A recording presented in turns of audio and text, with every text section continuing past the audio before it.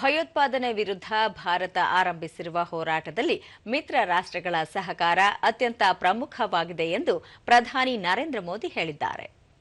ಮಲೇಷಿಯಾಗೆ 2 ದಿನಗಳ ಪ್ರವಾಸಕ್ಕೆ ತೆರಳಿರುವ ಪ್ರಧಾನಿ ಇಂದು ಮಲೇಷಿಯಾದ ತಮ್ಮ ಸಹವರ್ತಿ ಅನ್ವರ್ ಇಬ್ರಾಹಿಂ ಅವರೊಂದಿಗೆ ದ್ವಿಪಕ್ಷೀಯ ಮಾತುಕತೆ ನಡೆಸಿದರು.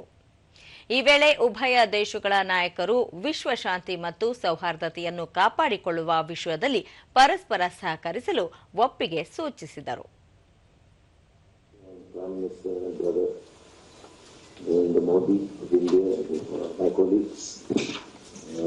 मैं हृदय से विशेष रूप से आभार व्यक्त करता हूं और एक मित्रता क्या होती है.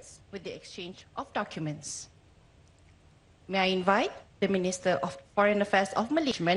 ಇದೇ ವೇಳೆ ಉಭಯ ದೇಶಗಳ ನಡುವೆ ಹಲವು ಮಹತ್ವದ ಒಪ್ಪಂದಗಳನ್ನು ಮಾಡಿಕೊಳ್ಳಲಾಯಿತು.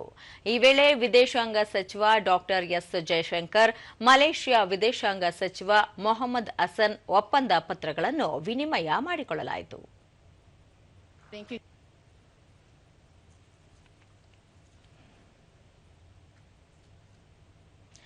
ಬಳಿಕ ಜಂಟಿ ಸುದ್ದಿಗೋಷ್ಠಿಯಲ್ಲಿ ಮಲೇಷಿಯಾ ಹಾಗೂ ಭಾರತದ ನಡುವಿನ ಸಂಬಂಧದ ಬಗ್ಗೆ ಪ್ರಸ್ತಾಪಿಸಿದ ವಿಶ್ವದ ಪ್ರಸಕ್ತ ಪರಿಸ್ಥಿತಿಯಲ್ಲಿ ನೆರೆಹೊರೆಯ ದೇಶಗಳಾಗಿರುವ ಭಾರತ ಮತ್ತು ಮಲೇಷಿಯಾ ತಮ್ಮಲ್ಲಿರುವ ಸಂಪನ್ಮೂಲವನ್ನು ಪರಸ್ಪರ ಸಹಕಾರದಿಂದ ಸಂಪೂರ್ಣ ಸದುಪಯೋಗ ಪಡಿಸಿಕೊಳ್ಳಬೇಕಾದ ಅಗತ್ಯವಿದೆ ಎಂದು ಪ್ರತಿಪಾದಿಸಿದರು. ಕೃಷಿ ಉತ್ಪಾದನಾ ಕ್ಷೇತ್ರ, ಶುದ್ಧ ಇಂಧನ ಮತ್ತು ಸೆಮಿಕಂಡಕ್ಟರ್ ಕ್ಷೇತ್ರದಲ್ಲಿನ ಅಭಿವೃದ್ಧಿಗೆ ಹೆಚ್ಚಿನ ಒತ್ತು ನೀಡಲಾಗುತ್ತಿದ್ದು, ಕೌಶಲ್ಯಾಭಿವೃದ್ಧಿ ಹಾಗೂ ಸಾಮರ್ಥ್ಯ ವೃದ್ಧಿಗೆ ಉಭಯ ದೇಶಗಳ ಸಹಕಾರ ಅಗತ್ಯವಿದೆ ಎಂದು ಪ್ರಧಾನಿ ನರೇಂದ್ರ ಮೋದಿ ಹೇಳಿದರು. ಇಂದು ಪ್ರಧಾನಿ ಅವರು ಮಲೇಷಿಯಾದಲ್ಲಿರುವ ವಿವಿಧ ಉದ್ಯಮಿಗಳು ಹಾಗೂ ಬಂಡವಾಳ ಹೂಡಿಕೆದಾರರೊಂದಿಗೆ ಮಾತುಕತೆ ನಡೆಸಲಿದ್ದಾರೆ.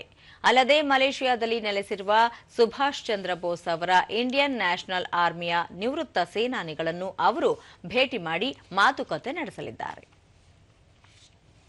सफल आसियान अध्यक्षता के लिए मैं एक बार फिर आपको बहुत बहुत बधाई देता हूं.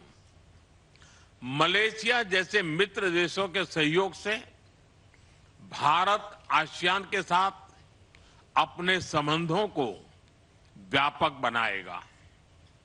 हम इस बात पर सहमत हैं कि आसियान भारत व्यापार समझौते आर्टिका की समीक्षा शीघ्र ही पूरी हो जानी चाहिए.